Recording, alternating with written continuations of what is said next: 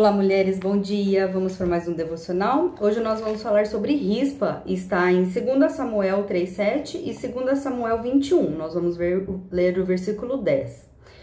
Então Rispa, filha de Aiá, tomou um pano de cilício e estendeu-lhe sobre uma penha, desde o princípio da cega, até que a água do céu caiu sobre eles, e não deixou as aves do céu pousar sobre eles de dia, nem os animais do campo de noite. Rispa era uma concubina de Saul. Quando Davi reinava, veio fome por 3 anos em Israel, quando ele se tornou rei de todo Israel. E Davi foi consultar ao Senhor para saber qual era o motivo dessa fome que devastava Israel nestes 3 anos. E Deus respondeu a Davi que era porque Saul foi insensato e ele quebrou um juramento, uma promessa que Josué havia feito para o povo de Gibeão, os gibeonitas. Vieram amorreus, heteus, ferezeus, tudo contra Josué, e os gibeonitas temeram ao Senhor quando as muralhas de Jericó caíram. E eles fizeram uma artimanha lá, fingiram que eram embaixadores do povo de Israel e foram falar com Josué. A Bíblia relata uma estratagema, uma artimanha contra os inimigos. E aí Josué pergunta: acaso vocês são do meu povo? E eles fazem esse acordo: não, nós não somos, nós somos de Gibeão, não somos israelitas, porém nós queremos esse favor do Senhor, né? Talvez eles sabiam da aliança com Raabe. E Josué promete isso a eles, que vai poupá-los, que eles não morreriam caso houvesse essa guerra com todos esses que se viraram contra. Quando Saul alcançou o trono, ele suplantou as ideias de Deus, fingindo que as ideias dele fossem iguais a de Deus. E, em certo momento, ele extermina os gibeonitas. Então, Deus responde a Davi que esse era o motivo da fome. E Davi pergunta aos gibeonitas o que eles queriam que Davi o fizesse em forma de vingança. E eles pedem para que ele os dê 7 homens da linhagem de Saul. É quando Davi pede 2 filhos de Rispa. Rispa era essa concubina de Saul. E os filhos dela eram Armone e Mefibosete. Não era o mesmo Mefibosete, filho de Jonatas, porque Davi poupou o filho de Jonatas porque ele tinha uma aliança também com Jonatas. Então era o filho de Saul, é o mesmo nome por coincidência. E os 5 filhos de Merabe, que era irmã de Mical. Mical era filha de Saul, a qual havia casado-se com Davi. Então Merabe, né, foram os sobrinhos de Mical que foram enforcados também. Então Davi dá esses 7 homens para os gibeonitas e eles o enforcam. Depois que forem enforcados, Davi manda colocá-lo nessa penha, nessa rocha onde eram colocadas as colheitas, né, as searas. E então colocaram os corpos dele junto aos ossos de Saul e Jonatas. E esta mulher ficou lá durante 5 meses, durante o dia, para que as aves não comessem, e durante as noites, nesses 5 meses, para que as feras não comessem esses corpos.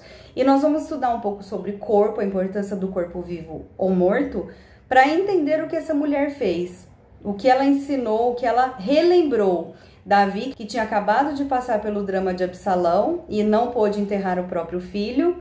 E às vezes a gente passa por algumas situações, a gente supera e esquece que isso nos causou dor e pode causar dor em outras pessoas. Então, vez ou outra, Deus vem nos fazer lembrar que isso dói. Nós não podemos ignorar a dor dessas pessoas e ter compaixão e empatia. Foi o que essa mulher ensinou a Davi e vai nos ensinar hoje. O corpo, na Grécia Antiga, era usado para rituais pagãos.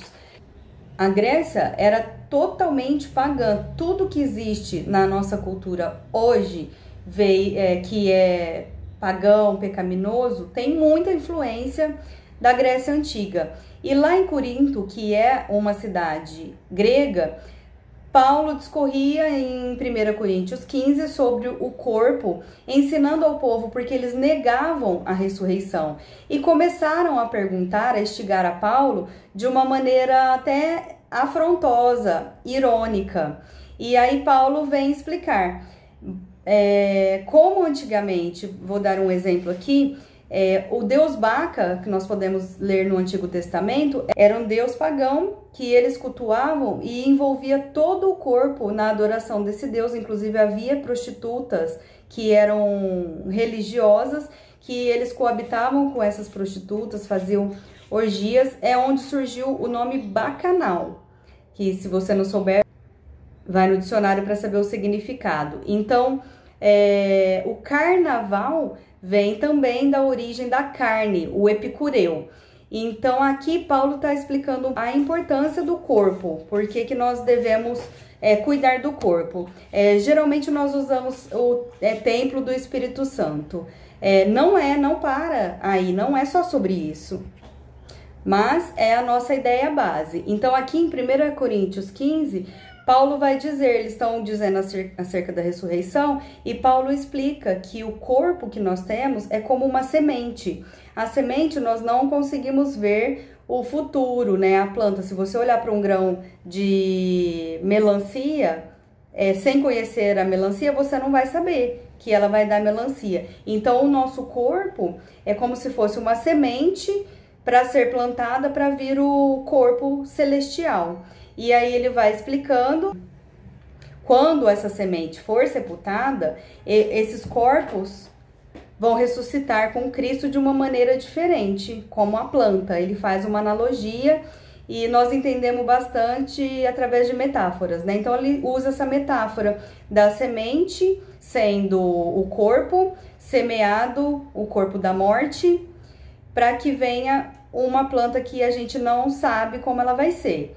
E o que virá, nós não temos ideia, porque na segunda parte que ele vai explicar, ele fala das carnes diferentes, carne humana, carne de animal, carne de peixe, carne de répteis, e que Deus tem uma capacidade incrível da criação. Ele faz do que a gente não imagina, ele faz algo, né? O inimaginável Deus faz, o extraordinário, o inédito. Então ele está dizendo que através dessa semente nós vamos ser plantados e Deus vai criar algo extraordinário, que carne e sangue não herdarão o reino de Deus, porém nós seremos transformados com o corpo de Cristo. Aí ele vai falar também sobre os corpos celestiais. Os anjos são diferentes também, talvez não palpáveis, né? E como é diferente o de Cristo, porque Tomé conseguiu tocar no corpo de Cristo depois que ele foi ressurreto. Lembram-se quando Tomé pede para tocar e ele vê inclusive o furo na mão de Jesus, ele viu e tocou, né? Aquele famoso só acredito vendo, e Tomé não bastou ver, ele precisou tocar. Então é algo palpável, algo que eu e você não conseguimos mensurar. Não é um fantasma, vamos dizer assim, não é etéreo, volátil, igual a naftalina que você deixa ali, ela some, o éter que evapora, o álcool, não é etéreo esse corpo. Então ele vai dizer também sobre astros e estrelas. Olha a magnitude da criação de Deus, de fazer os astros e estrelas totalmente diferentes uns dos outros, os planetas totalmente diferentes, um tem anel, o outro não, totalmente diferentes, um é vermelho, né, pela observação dos estudos, e assim será o nosso corpo, diferente de tudo que a gente possa imaginar. Então também ele vai fazer uma analogia quando fala de Adão, o primeiro homem, e de Cristo, o último homem. Adão vai simbolizar, é uma tipologia, é um corpo natural que vai mostrar que nós vamos ter o corpo sobrenatural. A natureza ponto sobrenatural. Enquanto eu comecei a gravar aqui, as maritacas estavam todas eufóricas, depois vieram os bem-te-vis. Eu até esperei um pouco para gravar, porque estava bem eufórico, mas é importante para a gente poder saber que esse versículo tem sentido, que as aves durante o dia poderiam comer os corpos, e também olhar para o natural, nosso corpo aqui hoje, para saber que vai existir algo sobrenatural diferenciado. Então, nós perdemos essa capacidade de observar o natural. E Paulo aqui em 1 Coríntios nada mais diz para observarmos o natural que aponta para o sobrenatural. Vocês estão vendo aí a variedade da criação de Deus e vocês ainda estão me perguntando como será o corpo na ressurreição, né? É mais ou menos isso. Para Paulo era bem lógico, né? Teve um tete-a-tete ali com Jesus. Então nós temos que traduzir na língua das pessoas aquilo que Deus mostrou, né? E foi o que Paulo fez para nós aqui, graças a Deus que nós podemos entender um pouco mais. E ontem eu ouvi, essa palavra foi baseada em duas palavras que eu ouvi do reverendo Augusto Nicodemos. Eu aconselho as irmãs ouvirem, porque eu fiquei maravilhada com a profundidade que ele traz nessas palavras. Depois vocês procurem a importância do corpo, Augusto Nicodemos, e vai aparecer no YouTube. Então ele vai dizer em Gênesis 2:7 que o Adão veio do pó da terra e Cristo é o espírito vivificante que dá o fôlego da vida. Deus soprou em Adão e Cristo é o próprio fôlego de vida.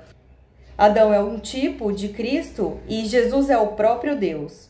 E todos caem e morrem, e Jesus é a ressurreição. Então é essa tipologia do corpo natural que vem primeiro, simbolizando que na sequência virá o segundo homem, que é Cristo na ressurreição, e que Adão era a imagem de Deus, a imagem de Jesus, é uma tipologia a Jesus. Então nós podemos dizer que o corpo é sagrado, o corpo é santo, não somente, porque é grandioso a gente já dizer que é templo do Espírito Santo, e não somente, é porque é uma semente que nós vamos semear para ressurreição. Na tradição judaica, existem vários rituais que são feitos antes do sepultamento. Eles esperam 3 dias porque eles acreditam que a alma demora para sair do corpo. Se você ouvir por aí que o importante não é a matéria, que o importante é só a alma e espírito, isso é mentira, gente. Nós somos formados, algumas linhas teológicas defendem a dicotomia, né? Só o corpo, a matéria, ligada à alma, que eles dizem que alma e espírito é a mesma coisa. E tem a tricotomia, que defende corpo, alma e espírito, né? Então aqui não cabe uma discussão sobre isso, mas se você quiser estudar um pouco mais, a internet tem um respaldo bom sobre isso.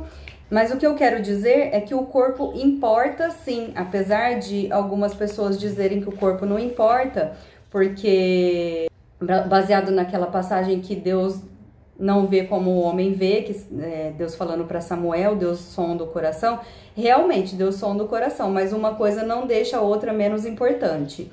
Então, corpo, alma, espírito, ou corpo e alma, cada um tem a sua importância. Vou dar um exemplo bem atual. A Bíblia fala pra gente zelar pelo nosso nome, honrar o nome. E aí nós conhecemos uma mulher de nossa atualidade. Eu era criança quando a Daniela Pérez morreu, e a Glória Pérez, a mãe dela, foi quem investigou todo o caso, porque ela pôs como propósito honrar o nome da filha, porque ficou duvidoso na época, porque o Guilherme de Pádua queria difamá-la e ela não estava viva para se defender. Então a Glória Pérez foi defender o nome da filha, trazer à luz o que realmente havia acontecido para honrar o nome da filha. E isso deu um sentido tão grande para a vida dela que ela tornou o crime de assassinato hediondo no nosso país. Existe uma lei chamada hoje Glória Pérez porque essa mulher insistiu para que essa lei fosse feita. E hoje o crime de assassinato é hediondo no nosso país por causa dessa mulher que honrou, entendeu a importância da honra, mesmo da pessoa morta. Então, o que nós podemos aprender com essa mulher maravilhosa? Que apesar dela estar sofrendo por uma situação dolorosa, reconhecer que o seu companheiro havia feito algo errado e os seus filhos terem que pagar por algo que eles não fizeram, ela foi uma mulher sábia, uma mulher honrosa, que ensinou para mim e para você a importância do corpo e a importância da memória dos mortos. Ela fez Davi se sensibilizar, porque ele ficou sabendo que ela ficou lá durante esses 5 meses e pediu para que pegasse esses corpos que foram enforcados e fossem enterrados junto a Saul e a Jonatas. E então, neste momento, eu penso que Davi ficou bem envergonhado de não ter dado essa honra, apesar da vingança ser legítima, nesse caso, no Antigo Testamento, de não ter dado essa honra. Vamos lembrar então um pouco de Jezabel e Atalia, que foi profetizado que elas seriam comidas por animais que não teriam nem os ossos para enterrar. Então, nós percebemos o favor de Deus aqui, que esses homens pagaram por algo que eles não fizeram. Então, Deus permitiu um fim honroso através dessa mulher. E Kuyper vai finalizar de uma maneira tão delicada que eu quero ler para vocês e finalizar com a conclusão dele. Vamos deixar todos os aspectos sangrentos da história e fazer apenas uma menção à força dessa mulher, que desafiou a inclemência dos homens naturais, a hostilidade das feras e o antagonismo de pessoas poderosas e acabou por dar uma lição de humanidade ao próprio rei Davi. Sua história nos emociona até hoje. Não podemos duvidar que as orações de Rispa, pelo respeito devido aos mortos, foram ouvidas pelo Senhor. Me faz lembrar que o amor de muitos esfriariam, né? O amor de muitos. Mas que se ficarem poucos iguais a essa mulher que dá valor ao ser humano morto, é claro que quando é um filho, nós já falamos aqui, nós damos mais importância. Se nós pensarmos que muitos morrerão e não serão semeados para ter um corpo celestial como o de Cristo, isso seria motivo já da nossa empatia, um tanto quanto Rispa, não só dar valor ao corpo morto, mas antes de morrer que ele tenha uma eternidade feliz e não só um fim feliz. Então que nós possamos ser acometidos por essa clemência, por essa humanidade dessa mulher, a ponto de sermos impactados para pregar o evangelho e salvar muitas vidas e mostrar às pessoas que o corpo, alma e espírito são importantes. Que Deus coloque a atitude de Rispa em nossa vida, independente dos poderosos, do que vão falar, que nós possamos ter esse coração alinhado à vontade de Deus e trazer um pouco mais de amor e humanidade a esse povo. Misericórdia para quem celebra a carne ainda, ao paganismo, né?